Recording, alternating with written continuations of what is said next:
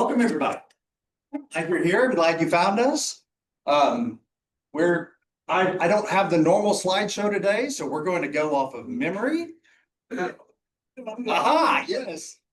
The four-way test from memory. Well, all right. So let's say the four-way test of what we think, say, and do.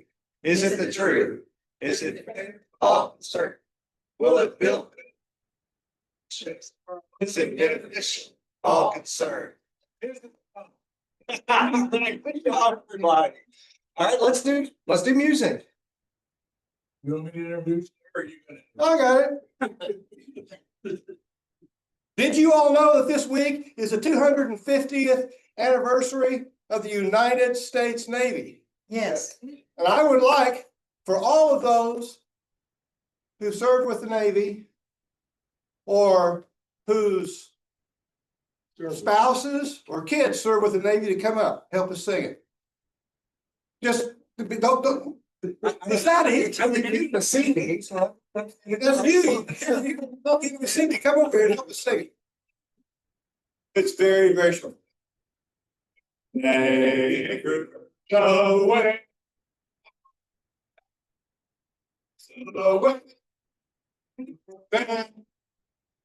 I don't know. Say the last. Tell me,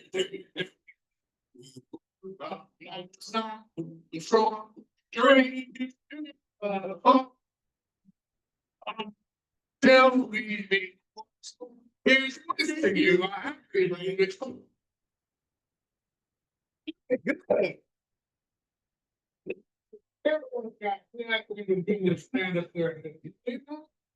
I say the Pledge of Allegiance.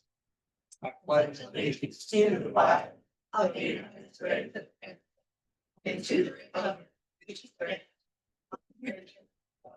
indivisible with liberty and justice. Another song. I'll stand in the back. You may sit.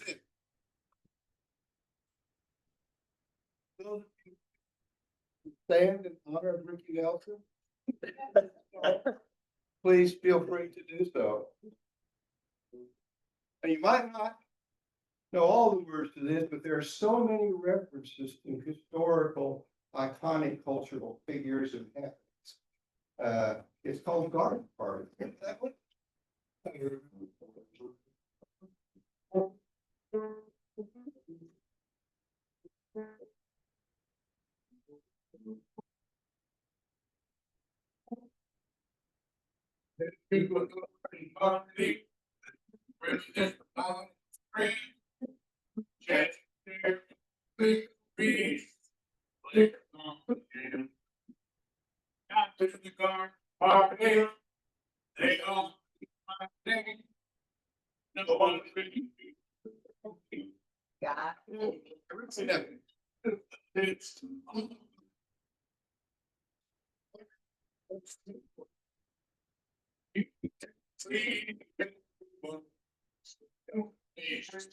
Do that for us, you know, because something.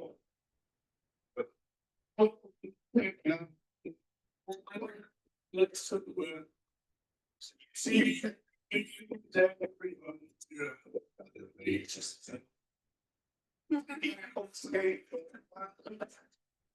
Everybody there. Yo.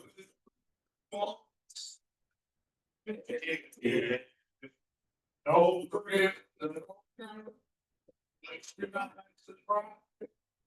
History is the sky, but it's all got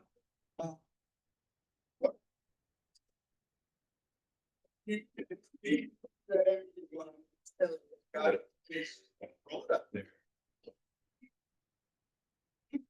Play them all. That's what I did. No one here.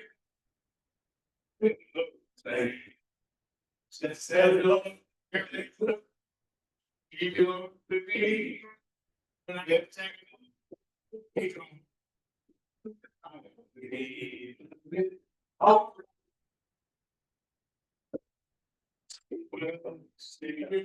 Hey,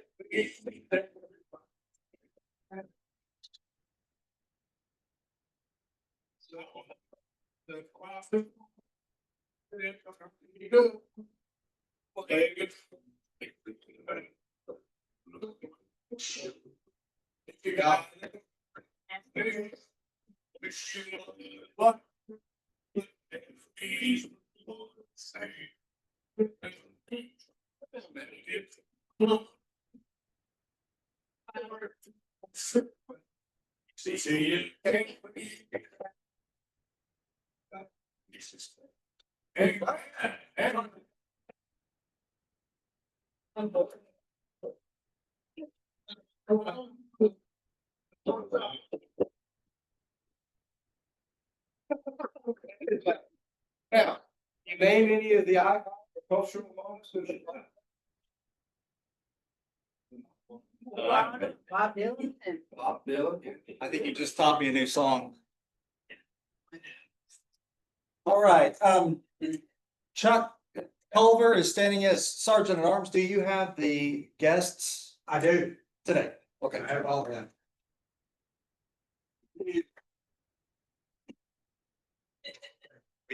Y'all know that I'm not one to really talk about unfortunate events that happened to Harrison Pittman. But I know y'all recall probably a couple of years ago, Harrison stopped me if I'm telling this wrong, but I think I got it. Oh, I will. Harrison had been hunting with a friend and the friend collapsed. And Harrison gave him mouth-to-mouth resuscitation for about 10 minutes and he was just totally unresponsive. And Harrison, in a panic, called 911 and operator got on, said, "What's your emergency?" And Harrison just screamed out, "I'm out here hunting. My friend collapsed. I think he's dead. What do I do?" And the operator said, "Sir, first, number one, you need to get control of yourself. And number two, let's make sure your friend's really dead." There's silence and then a shotgun blast. Harrison gets back on the phone and says, "Okay, what's number three?" That is, I think that's. Do you wanna go hunting?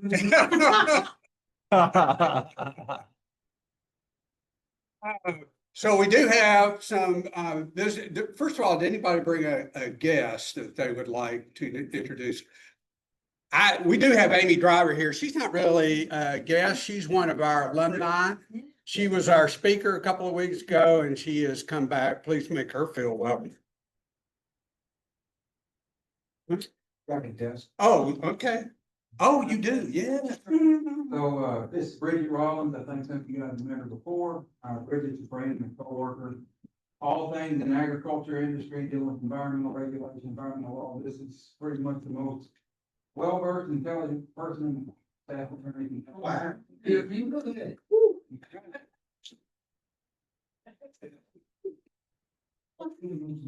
Bless you, Bridget, for all you do. And we do have two visiting Rotarians. One of them will be, it's going to be our speaker. And so Howard will introduce him. The other, of course, is Wade Caldwell. Wade? Yeah. Wade. Cheryl Spehar could not be here this week, and so we're not doing perfect attendance, but you'll get it next week. All right. In honor of Harrison, I do have, before our invocation, I do have a haiku. And so I did what Harrison did. I went to AI, put in Rotary Club happiness. I may or may not have put in if Harrison wasn't in the club. Here's the haiku. Laughter fills the hall, hands join in service and cheer. Hope spins round with love. Very good. Y'all will bow with me. I would like to offer this invocation. Lord, we gather today as Rotarians, united in fellowship, committed to service, and inspired by the ideal of service above self. May our time together be guided by wisdom, strengthened by integrity, and enhanced by a spirit of goodwill. Grant us clarity in our decisions, compassion in our actions, and courage to meet the needs of our community and world. May our work be pleasing to you and reflect the highest values of Rotary. Amen. Amen. Thank you, Chuck. All right. See, we were going to do perfect attendance today, but Cheryl is having some issues with her eyes. Didn't feel very comfortable coming out to this side of town today. We'll put that off a week or two. I will be absent next week. Work pulls me out of state. I hate that, but it's necessary. I'm sorry. So we'll do perfect attendance at a future time. And we will also do Paul Harris Fellow Awards at a future time. I have 3 of those to hand out and acknowledge. So at this time, let's do announcements, any events. And Jimmy, this is your opportunity if you want to speak about Halloween. You put your name down and you choose whether you want to be a hot dog roller or you want to be an Indian. This is not optional, we need it. Please don't just look at it or take it right down the, well, take it out there. I will be your next week either, so please try to do this today. Thank you, Jimmy. Wade, Saturday night, jump there. Joe West is gonna be in town at the high school with Joe, singing the choir together, and he is the house band at Nashville International Airport. And his sister, Ann Lee, teaches at Holcomb, teaches with my grandson. They're doing a performance at 7 o'clock at the Jones Center, and they made a short documentary about his parents, who are I think their recognition is the first black duet couple to do country western music, like 1947. But Sergeant Shirley West and Joe West, his brother Tony. But anyway, that's a unique feature, neat event going on. But that's tickets like $25. Jones Center in Springdale, 7 Saturday night. this Saturday night, 7 p.m. at the Jones Center in Springdale. Thank you. Harrison. Had one, then Larry asked me to make a second. I had 2. So I'm Larry's lawyer now. I'm Steve. You can go on his behalf, speak on his behalf, but His esteemed excellency Rotary and very long.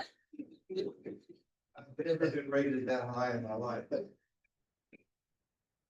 so that announcement is that, as you guys know, we started 2 alternative or additional meetings of the Rotary Club.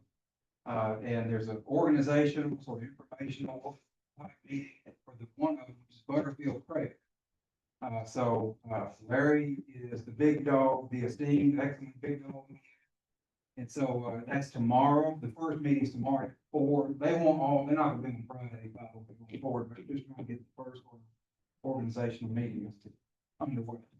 Did I get that one on? Tomorrow at 4 o'clock. If you're remotely interested in attending or even being a part of this club, come join us. Tomorrow at 4, go to the dining hall. Dining hall. Yeah, in the garden room. Garden room, it's just AJ. It should also be lurking about it. Actually, drink. Actually, Chuck is the major speaker. I thought I was speaking. It's. We're good to go. Get everything. Esteemed. That's Butterfield Trails tomorrow at 4. I just 4. wanna- Yeah, sorry. I didn't mean to- Just want to repeat that time again. Yeah, tomorrow at 4, and I sent an email out. Yes. Sure. Larry, yeah.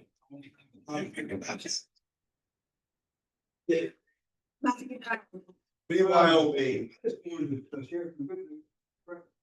Media and president. Share, this is our first official application for the Little Assembly and the Roy Room scholarships that we have formalized. And I just thought that's kind of a hallmark thing, that we bring scholarships back and we created 2 in their name and their memory. And this is our first official one.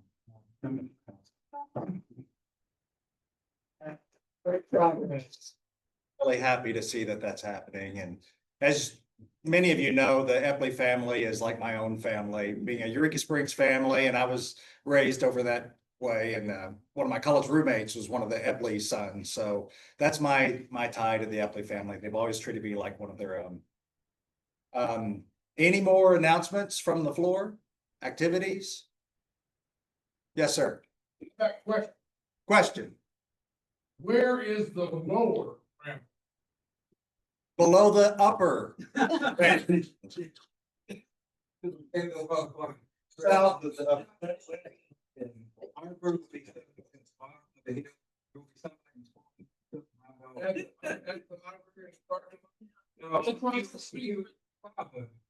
Part on, you can park behind that, the Walmart. It leads right to the road, right? Okay. Like a Prairie Street Park type. So it's a Yeah, bit of a walk.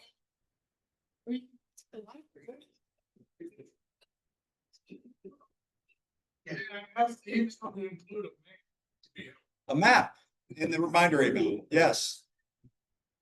I love pasting a good map in the email.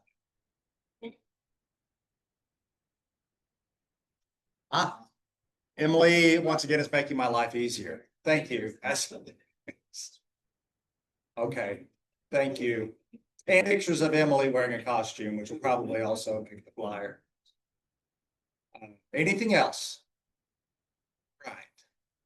Okay, so I would like at this time to invite the distinguished, honorable professor, the man who really has more titles than I can even say, Howard Brill.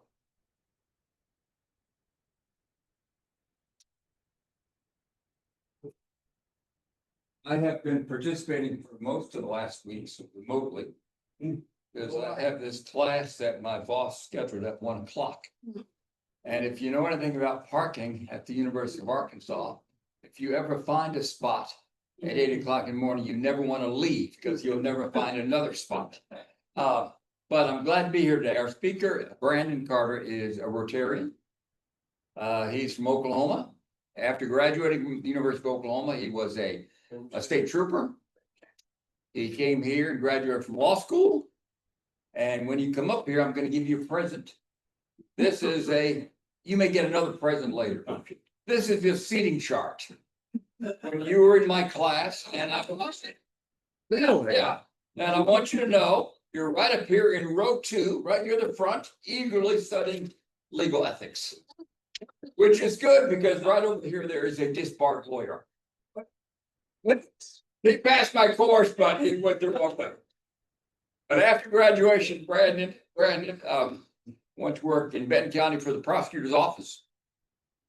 And was there for 5-6 years. Then he went to the U.S. Attorney's office in the Western District. And for 12 years, he was involved in prosecution of money laundering cases, complex drug trafficking cases, and other major felonies involving the United States government. Last year, he was appointed to fill a slot, to fill the vacancy that had been created in the office of prosecutor for Washington County. So he's going to fill us in now on what's going on in the office of prosecuting attorney. Brandon, come on up. I should say, his wife was my assistant at the law school for several years, managing my entire life, all my exams, and helping people to graduate until she went off to other things. All right. Let's see who I sat by here in this class. So when I was appointed about a year ago, but I took office on January 1, and I would imagine that most people in the room, when they saw my name, they went, who is that? Because largely the work I did was completely anonymous. You know, as a federal prosecutor, I've always sort of had the attitude that as a prosecutor, particularly as a deputy prosecutor and assistant U.S. attorney, you're a little bit like an offensive lineman, like you're doing your job, nobody knows who you are. So I have learned a couple of things about me. I am not near as funny as my predecessor, Coach Reed. You're laughing, but you're doing that because he's lying. So you will not find me as funny, I'm afraid. A funny story, it's nice to see predecessors of mine in the audience. There's a plaque when you go into the prosecutor's office. It's got all these slots on it for previous prosecutors.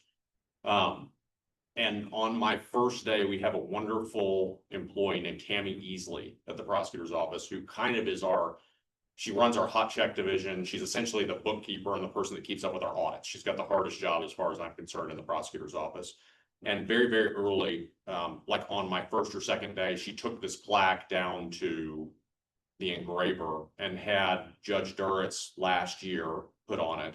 And she had my name inserted and she had the years of 25 and 26. And I was like, what are you gonna do if I get hit by a bus before I can finish this? And Tammy said that, well, those are only like $7 to get into my book. We'll just get another.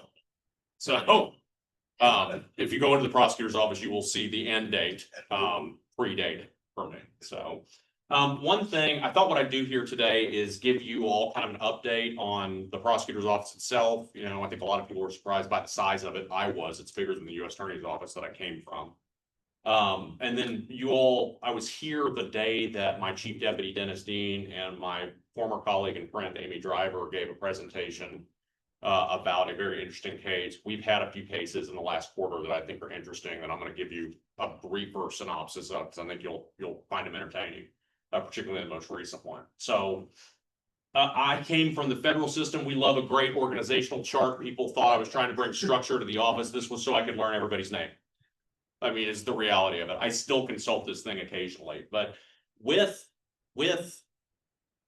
part-time law clerks, there's more than 50 employees in the prosecutor's office in Washington County. We're the second largest prosecutor's office in the entire state of Arkansas. We're a distant second behind Pulaski and Perry counties.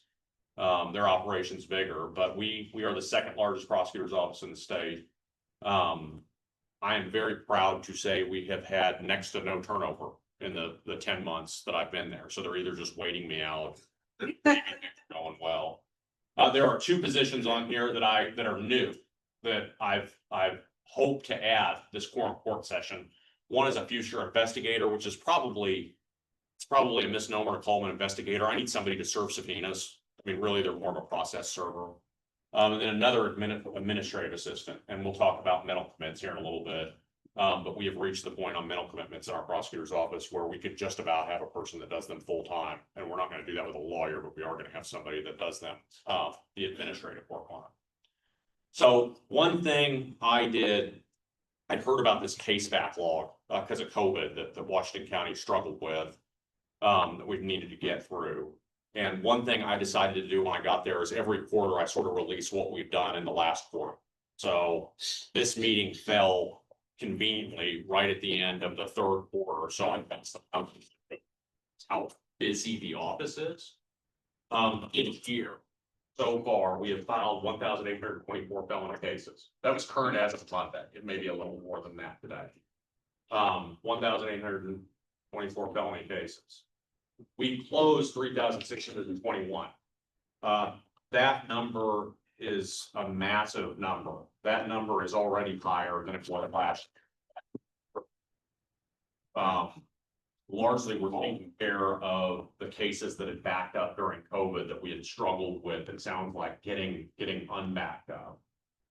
If you look at the 2 previous years, we're at about a 24% faster rate than last year. We're about a 42% faster rate than the year before that. So your wheel of justice, the tread's burning off higher on it right now. Very, very proud of the work. And this is something I've had to get used to. I've always been a deputy or assistant doing the work. Taking credit for other people's work is new to me. I'm told it's proper to do as the prosecutor. This is not because of me. This is because of the hard work of all of that staff you saw on the previous slide. We have transferred 170 felony cases. And what I mean by transferred is that's how many people we have put in drug court. That is how many people we put in veterans court. That is how many people we put in our new mental health court program. So over the 9.5 months so far this year, we've moved 107 felony cases, mostly into drug court. It's the largest of those 3 programs. We've graduated 55. So at about a 2-to-1 ratio, we are putting people in at a greater rate than we're graduating them. I suspect I will not be here for the next legislative session, but it is my intention to ask for another deputy prosecutor at that session just to add to specialty courts. We have one there full time. We could use a second one, it seems like. So far this year, we have closed about 1,650 misdemeanor cases. And one person, Charles Duell, does that. And I'll say I knew 2 people when I took this office. I was a complete stranger to the prosecutor's office for the most part when I took office there in January. Charles Duell was one of the two people that I already knew. He has been a great help to me. I knew Dennis Dean from his time at the U.S. Attorney's Office as well, presented to you a couple weeks ago. I could not be more thankful for the staff we have there, raising a complete and total stranger. This is the mental commitment part. One of the things the prosecutor's office does that I don't think your average person knows about is we do involuntary mental commitments. If somebody is suicidal, homicidal, or now in our latest legislative session, gravely disabled, can't take care of themselves, there can be a petition filed that my office represents the government on that admits this person to the state hospital system for restoration services. For it's really crisis management. This is not long term. This is if somebody's done something that they're in a crisis and we need to solve that crisis. We have filed 182 of those so far this year. That's an average of 1.16 per business day. So more than one a day. We are filing. That doesn't include the ones that come in and they don't meet the criteria. So, you know, we turn not near that many away that don't meet the legal criteria, but we are very, very busy doing some things that I think the average person doesn't know. This has been a very busy trial year. We have to date had 16 trials. That number will increase by 2 before the end of the month. We've spent about 30 days in trial, you know, over a 9-month period. So 16% of our working days have been trying cases to juries. We're 14-2. I don't keep records. I couldn't tell you. I know I couldn't tell you how many trials I've had over the course of my career. I think it's about 80. I think I've won more than I've lost. I don't know my own record. I've won far more than I've lost. But we have been 14-2. We've tried 4 drug cases. 1 was an acquittal. 6 offenses of a sexual nature, rape, sexual assault, cases like that. 1 aggravated assault. It was a father on a son. He was acquitted. And both of these acquittals were hard cases. You know, there were ones where a jury needed to make the decision that the person guilty or not guilty. Had 1 case where it was failure to register as a sex offender, and we've tried 4 murder cases this year. 3 of them were capital cases. 1 of them was a first-degree murder case. At the end of the month, we have another capital murder trial. It's in the other county in the 4th. It's over in Madison County. I suspect before the year's over with, we will have had 6 or so, maybe 7 murder trials. I put this on the bottom here. The sentences are beating plea officers. At some point, we've tried so many cases. I think the defendants will learn that they would fare better with us than they will with a jury. You know, in those 14 cases, you know, on every single one of those occasions, they had the opportunity to plead to something less than a jury gave them. So, you know, Washington County juries are still doling out justice at a high clip. I want to talk about homicide cases. And by homicides, I mean not necessarily murders, case where someone has died, right? We've resolved 11 this year. So murder, first degree, capital murder, second degree murder, negligent homicide, death by delivery of fentanyl. 4 of those have been by trial. In 3 of those trials, we've had a life sentence. And then in the 1 first degree murder case, a 47-year sentence. I have not the slightest idea how the jury came to 47. Just for you've seen that, haven't you? Where you get a weird number at the end. Never. Yeah, I mean, I don't know why they came up with 47 years on the 1 first degree murder case, but that's what they came up with. We've pled 7 cases, and again, 2 or 3 more homicide trials I think will happen this year, including 1 at the end of the month. I want to talk to you about some of those homicide trials we've had just in kind of a quick presentation, then I'll take questions if you have them. This is not going to be near as in-depth as what Dennis and Amy did for you a few weeks ago, but these have all just happened in the last 3 to 5 months. They're all very, very recent, so you maybe see them in the news. This fellow's name is Kevon Jarrett. He was charged with capital murder. So you may remember this from the news. Back in 2022, there was a shooting in the McDonald's parking lot, the McDonald's on College as you're cresting the hill there. This man walked up to another man And I don't have another way to put it, he executed them. Walked up, took out a gun, shot him in the head. They had allegedly had a previous disagreement many months prior on Dixon Street, shoving match in a bar. After he shot our victim in that case, he fled and got away. There was an active traffic stop going on, by the way. This shooting happened while a Fayetteville police officer was conducting a traffic stop right in front of that McDonald's. So he did it almost in full view of a police officer. But he managed to get away. He fled, and for about 3 days, he was on the run until he was found in Rudy, Arkansas, at the Workman's truck stop, down there in Rudy. I was there last night changing my daughter's tire. Came home from college. So, he tried to rob a guy in an RV. Unfortunately, when he tried to rob the guy in the RV, he was a guy from Texarkana who carried a pearl-handled .357 on it. And he found himself in a shootout with this guy. Neither one of them hit each other. That case, he got away from there as well. He ended up down in Faulkner County where he was eventually caught. The robbery, the attempted robbery and the shootout is still pending down there in Crawford County. They're set for trial on January 13th. Back just at the end of July, Mr. Jarrett was sentenced to lifetime imprisonment for that execution style murder that took place on College by a jury. That's one we've had. This fellow, this is the guy at 47 years, Jason Lawson. So this was a relatively quick one actually to get to trial. This was not part of anything I would describe as a backlog. This one went about the amount of time that it should go. On June 12th, Fayetteville police got a call to go do a welfare check, to go check on somebody. And in this case, it was the defendant's mother. His mom is who they were checking. The defendant's mom had a developmental disability. She, when the police responded, said, "My son killed Benjamin Martin by stabbing at the Cliffs Apartments,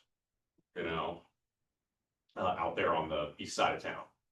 She also said that my son poured gasoline all over the body before he left. Police responded out there and indeed found a dead body with stab wounds, covered up under a pile of clothes in the closet of one of the bedrooms that smelled of gasoline. Immediately start looking for Mr. Lawson. They find him the next day. He's trying to steal a car up in Rogers Street on the run, committed this murder.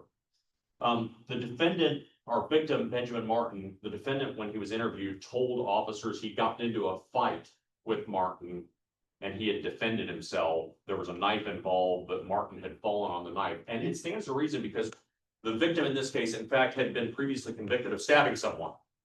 So our victim in this case, at one point in Benton County was convicted of stabbing somebody, and he and the victim, in fact, met each other in the Benton County jail. That's how they knew each other. The autopsy of our victim in this case showed that his story was absolutely impossible because he was stabbed with a downward motion. They could tell from the stab wound that somebody stabbed from a downward motion. He testified on his own behalf, and he gave yet another story on the stand. So there were a couple different versions of his story. On September 4th, so last month, about a month ago, sentenced to 47 years. He'll have to serve 35 of those years before he's eligible for parole. This is the one that is interesting. This just happened. Like, we just had this case. And there's a few more slides on this one. This is a guy named Jason Dunnigan. And this is Kate. Like, this is one that you may want like a long form at some point, like Amy came and did for you. In 2021, the defendant, the man in this picture, called 911 and said, "Hey, I found my wife on the side of a road down near Lake Weddington. Looks like she's been shot in the head." Kind of matter of fact like that too. I mean, not the way that I think I would be if I found my wife with a bullet hole in her head. He said the reason he found her, he was out looking for her because earlier that day he had met with her in that exact same spot And then they were both gonna go home, but she'd never come home. So he went out looking for her and found her in her vehicle with a bullet wound to the head. For a little bit of context, he worked at Southern Tire Mart on 412 in Springdale. She was the district manager for for a lot of supercuts in the area. So she was driving a little Volkswagen Beetle that had the Supercuts logo on the side of it. That was her work car. She was not robbed. All of her valuables were still in the car. She had, I think, the cash from several of those Supercuts on her in the car in a bank bag. She'd not committed suicide. There was not a gun there. It was really, really, really unusual. And the victim's head, they saw this at the scene, the autopsy confirmed it, had this weird piece of like neon green fabric in the bullet wound itself. Was kind of sticking out. It was very unusual to the state police on the scene. It matched exactly the shirts he would wear at work at Southern Tire Mart. And that's the thing that got the police's like antenna up on this case. He was interviewed and gave this story about the reason I was out driving around when I met with my wife earlier is I was in Summers looking for pieces of real estate for us to build a house. And I was having car trouble. And that's what took me to the location where my wife was at, where we met earlier in the day. It's because I was having all this trouble with the car I was driving. I was driving a rather new Ford Escape Edge Explorer, one of the E-vehicles that Ford builds. Now the victim she had 2 life insurance policies. And if you put them 2 together, it was about $500,000 worth of life insurance. One of them was through her work. The other one they had recently taken out. They also had a live-in nanny. And at some point, the police figured out that the defendant was having an affair with this live-in nanny. She was from, I think, the Netherlands. She was from a European country. So the police just this was not a slow burn investigation. At some point, state police got a search warrant and they searched his phone, the victim's phone, the home security system, the navigation system in the car. And there's an onboard, all of your cars now, they plug them into a computer so they can tell, what's wrong with them. Well, they searched that computer as well to see if the car was having trouble, like he said. They learned the security system in the house was turned off for this weird chunk of time that coincided with when his wife probably was murdered. They also learned his phone was turned off for that chunk of time. But remember, he's driving around a car with a computer in it. And piecing all of these things together made it very, very apparent that the defendant had lied to police. And this is and I'm going to give credit on this to the Springdale Police Department. There was a detective at the Springdale Police Department named Kyle Nash, who will never give himself credit for anything, but he is savant when it comes to this stuff. So you're looking at a map here, you can kind of see, this is our crime scene. Summers is kind of down through here. Cars track themselves at this point, and the data that showed where that car had been, you'll notice it's not down here in the Summers area ever that day. Here's where it'd been. It'd been, from their residence up the road, down the road, a couple of different times. That's the only road that he had followed in that car. The diagnostic computer in the car also said there's nothing wrong with this car. Him saying he had car trouble doesn't make any sense. His internet search history on his phone was even more telling. He had a lot of articles that he read, like gunshot wound trajectory analysis using forensic ammunition to establish relative positions of shooter and victim. New method of DNA testing could solve more shootings. Forensic firearm examination. Firearms and tool marks for forensic ballistics. And these are the good ones. This is just one page of many. These are just things he put into Google to search that says forensic on how to find out if person fired a firearm. What kind of accident is approved by insurance? What kind of accident will life insurance pay? Accident or death? Accident or death photos? Ways of accidental death? Is overdosing considered an accident? There were many, many pages, some of which were like, what's the most poisonous snake in Arkansas? Can I get one of these? like, well, that premeditation, when we're in the business, so just less than a month ago on September 30th, he was convicted of capital murder. And it was very surprised he was convicted, frankly. And sentenced to lifetime imprisonment. This case, he filed his notice of appeal yesterday. We also received a call yesterday as a result of the Andrew McGann case, which I'll talk about here in just a second. We have some national news. I have a press release list that now there's some national news magazines on because they wanted stuff on McGann when that first happened. So my press releases go out. We put out press releases now. We have a Facebook account for the prosecutor's office now that, we put out the good work we're doing. And so they got the press release on this and they called and like FOIA'd our whole file yesterday. I think this case is gonna end up on like 48 Hours, Nightline, 2020, one of those kind of shows at some point. Because it's interesting. I mean, you've got a live-in nanny that he's having an affair with and life insurance, all this stuff. So I mentioned Andrew McGann. This case is pending. If you don't know the name Andrew McGann, you probably know what he did. He murdered 2 people in Devil's Den at the end of July. I did not. This will end up being probably the most famous case I ever prosecuted. And I did not sign up for this. When I decided to take the job as prosecutor, I under no circumstances thought that at some point I would have this happen. I got a call, my phone as I was doing this vibrated in my pocket like crazy. And it was people texting saying, I see you on TV. Does that make a good job?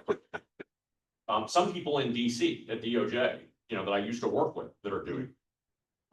There was commentary on this press conference from like legal types, they analyze everything after crimes happen. And this one prosecutor who I've never met, I don't know who he is, was like, did you see the steely-eyed look in that prosecutor? Decided to pursue the death penalty in this case, and frankly, it was not a hard decision. I'm sure he's going to handle this case really, really seriously. The look in my eyes was there's 32 cameras out there. I mean, that's what that was. I've never been a part of anything like this. So we've got this McGann case. I bring it up. There's where we filed charges. We've got 2 counts of capital murder. This is an order limiting pretrial public statements. Judge Taylor did me such a favor by ordering this. It has made it where I don't have to answer press questions, and I'm not going to tell you anything about the case. That's so the defendant can receive a fair trial. I mean, it's the long and short of it. You don't want to poison the jury pool where the defendant can't get a fair trial here in Washington County when eventually a trial takes place on this. But it has the side benefit of making it where I don't have to talk to the press about this case. The only thing I tell people on this is his next court date's on November 14th. This will take place at the Washington County Courthouse. There are no cameras permitted in the courtroom on it. That'll be his first appearance in the main courthouse. I suspect it'll be a spectacle, to some degree, because it'll be the first time he's been in the main courthouse. I like to tell people this too. This case is going to probably last longer than I'm the prosecutor. A capital murder case like this typically takes a couple of years to get to trial. You all have me for another 13 months. I don't suspect I'll be the person to try this case. I think whoever wins this office after me will be the person trying this case. I certainly will try if we get it to trial before I leave office. I don't know if that's possible or not, but I like to set expectations for people on how long these take. I can answer questions, not about that case, but if anybody has any questions, I'd be pleased to answer. We're a little bit over time, but I think we should give him just a few minutes to answer questions. Feel free to step out if you need to move on. Everybody wants to go back to work. Yes, sir. My question is probably stupid. But the question is, Perry Mason used to have a different safe every week.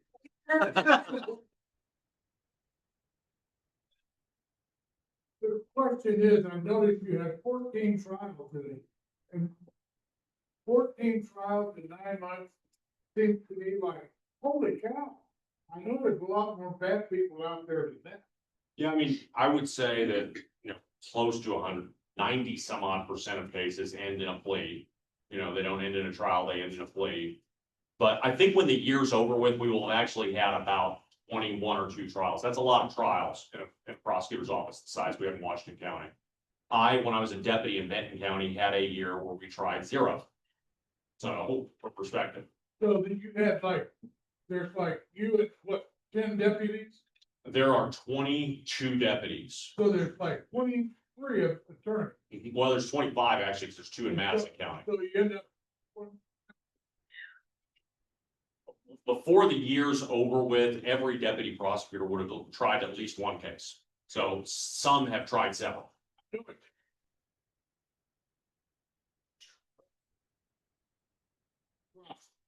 Yes, sir. so it just makes It's, it's a slow process. Yes, sir. Difference between spring versus spring. Did you say homeless crime? There's been a few people hurt. I don't classify them really as any different at all. They have the same problem as it relates to that issue in Springdale. We have in Fayetteville. We do have that shelter here, which is a totally necessary service that we need to have, but we had a homicide there earlier this year. And so it draws attention to it. We pled 1 earlier this year from there, and we had a homicide occur this year earlier in that shelter. I know it draws attention. Other questions? Can you put the picture of Jason Dunnigan back up? Mr. Dunnigan. Yes, I can. Yeah. Are you sure? If that's an artist sketch. I know where you're going.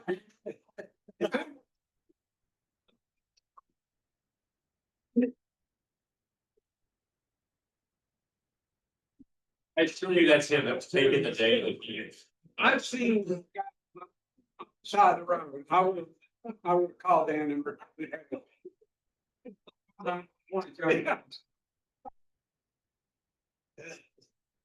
Other question?